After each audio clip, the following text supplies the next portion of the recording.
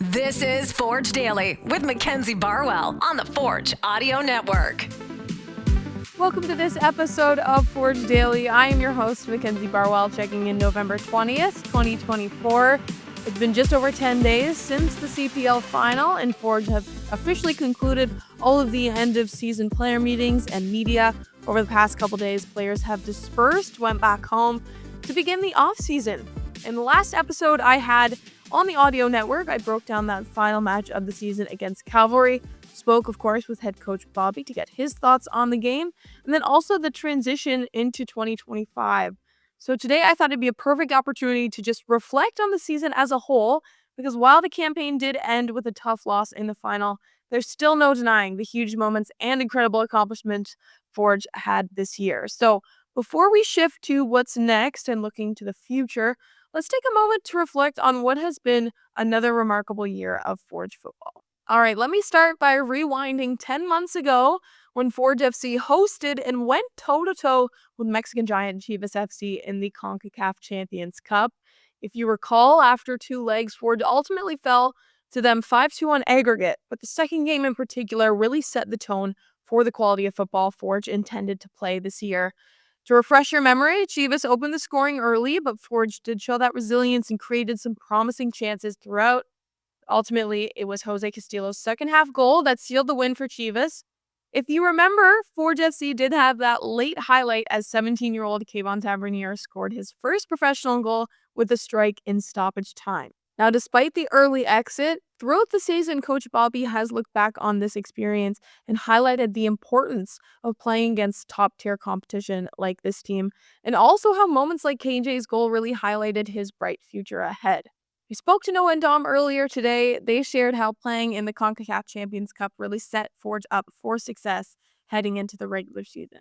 I think first and foremost, the atmospheres of the two games that we played in were unbelievable. I remember at Tim Hortons Field, like the amount of fans that had traveled from CHIVAS to come watch the game was incredible.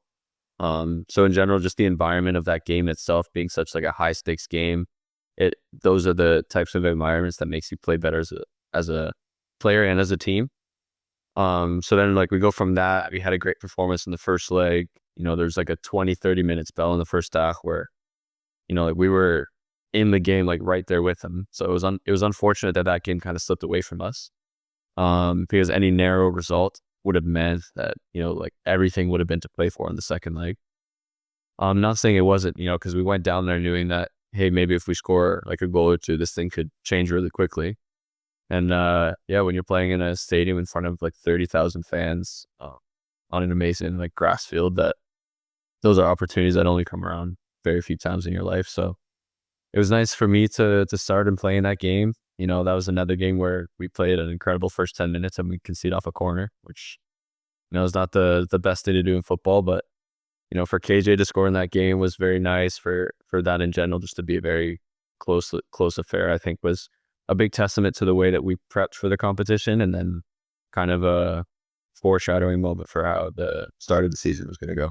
I think those two games were good. Like you said, you know, the result wasn't what we wanted, but like playing big teams like that at a high level definitely gets you prepared for what's to come. You know, if you can go toe to toe with Liga MX giant like that, you can definitely go toe to toe with a York, an Ottawa, a Calgary, a Pacific. You know what I mean? Like, so it definitely prepares you for the season like that.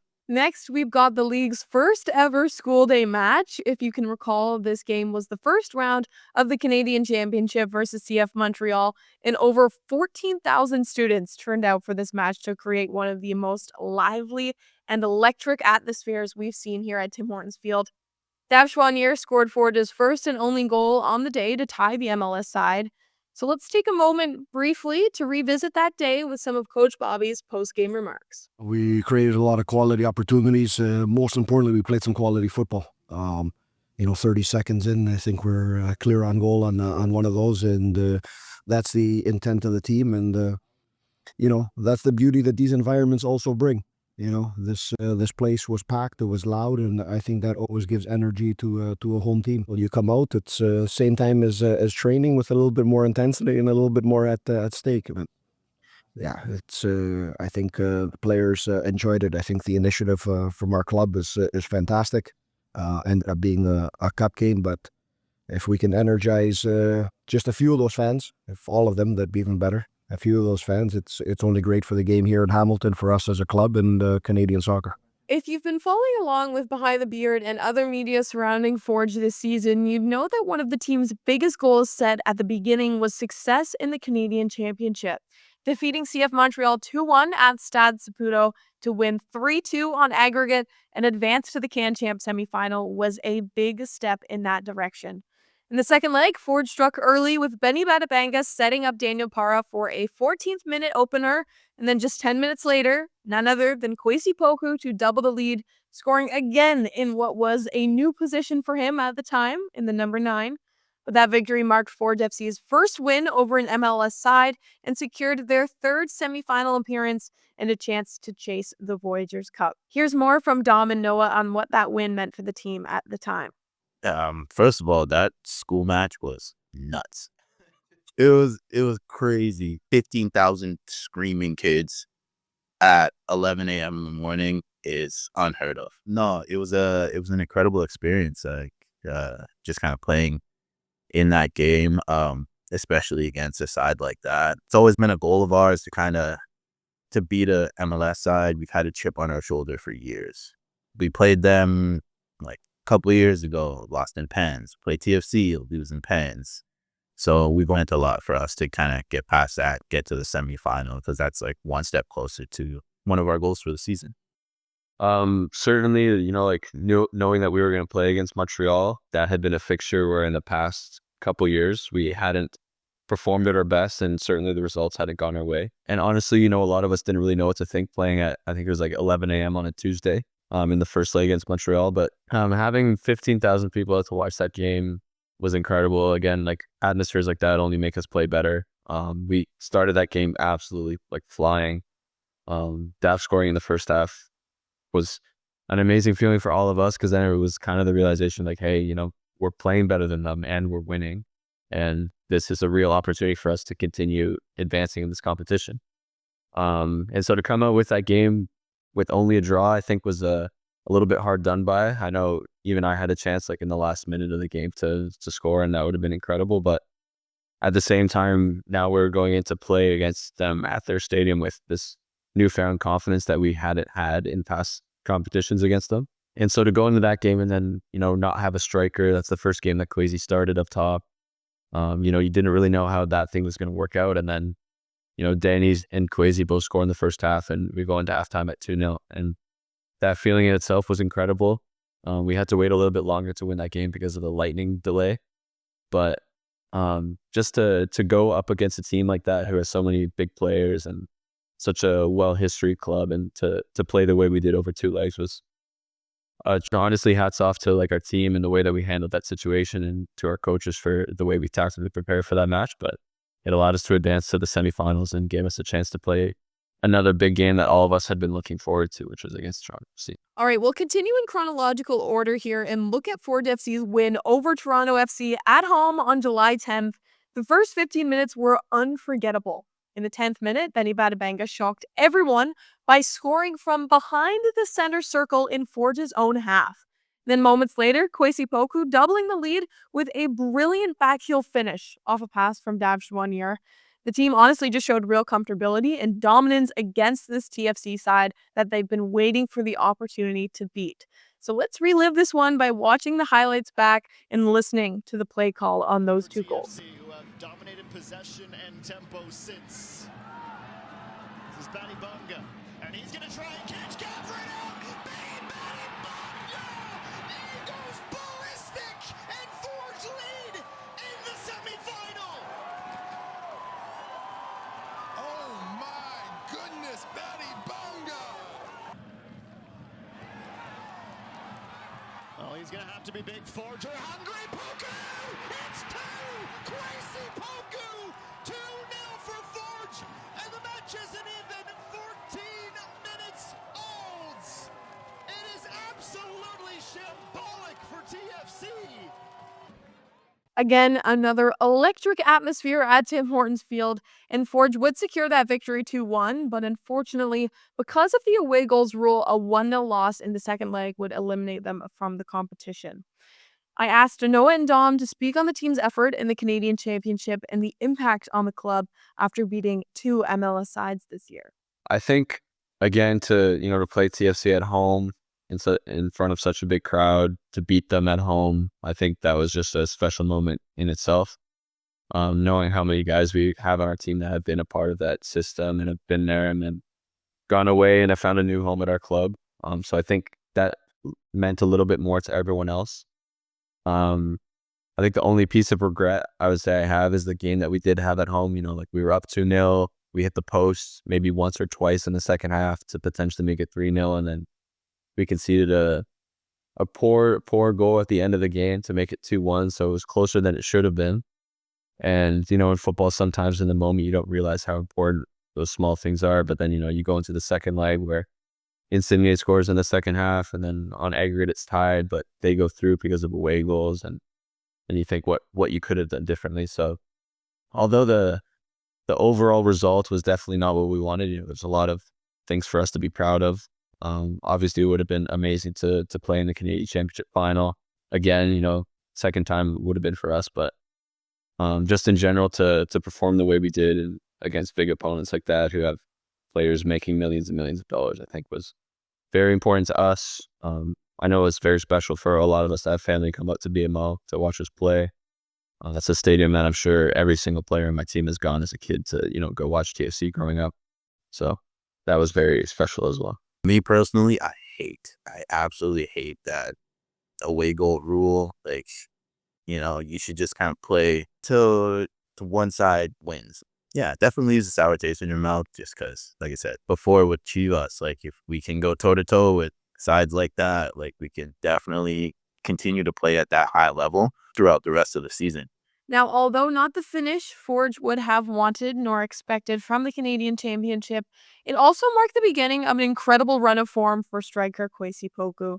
Stepping up into a central attacking role during the Canadian Championship, he made an immediate impact, as I've talked about, scoring multiple goals and going on to establish himself in this league. Since then, Poku evolved into a star striker, earned the call-up to Canada Soccer, and then took his talents to the next level with a move to Belgium. Naturally, he received this year's CPL U21 Player of the Year award, and in case you didn't hear it on socials, here was the conversation between him and Malik when he found out he would receive the award.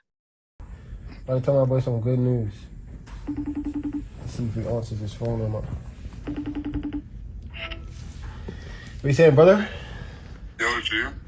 Yo, I got some good news for you, man. I got something to tell you, bro. What?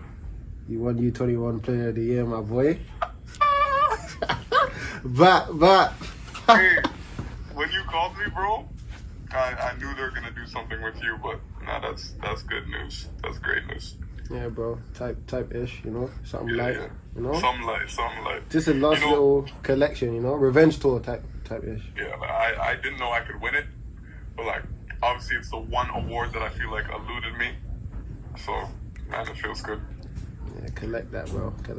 All right, looking back now on the regular season in 2024, Forge FC secured that CPL Shield and also qualified for their 6th consecutive Canadian Premier League final. So just to reiterate, every year that this league has been a thing, Forge have been one of 2 final teams standing, and as a result of their incredible in-season performance, Forge have qualified once again for the CONCACAF Champions Cup. That's their 3rd time. So again, lots to reminisce on when it comes to the successes of 2024. Finally, let's hear once more from Noah and Dom on the winning culture of this club and their positive takeaways on the season. Yeah, I think, the biggest difficulty about being a professional athlete is maintaining a certain level of consistency. And I think, for 6 years, just in general as a club, Forge has been able to be the standard setter of this league and to show that we're able to be consistent in our play and our attitude and our desire to win season over season. And so when you have upsetting moments, I would say towards the end of the season, you think, oh, maybe the desire's not there anymore. Maybe Forge has already accomplished enough. But, at the same time, I know just the kind of guys that I share the locker room with every day are not guys to just be grateful for everything that we've had and not really care to achieve more in the future. We know that every season we have is an opportunity to leave a legacy at this club, and I think that's something that matters a lot to me and lots of the other leaders of this team. So, yes, next year will be different. There'll be different faces in the team. Every team in the league will be different.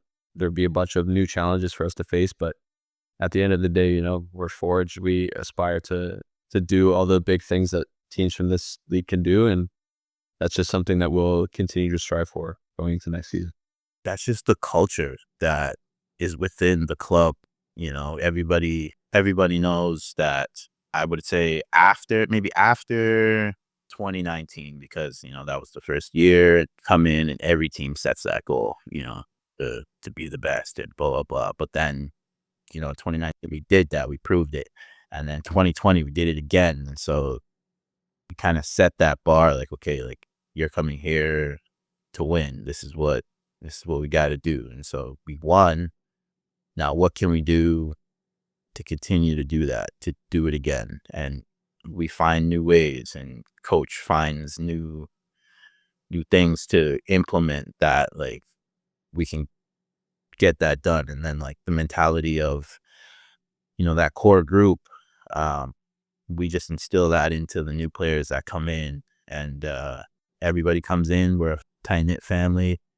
We look out for one another. We make sure that you're performing to the best of your ability every day, and we just don't like to lose ever.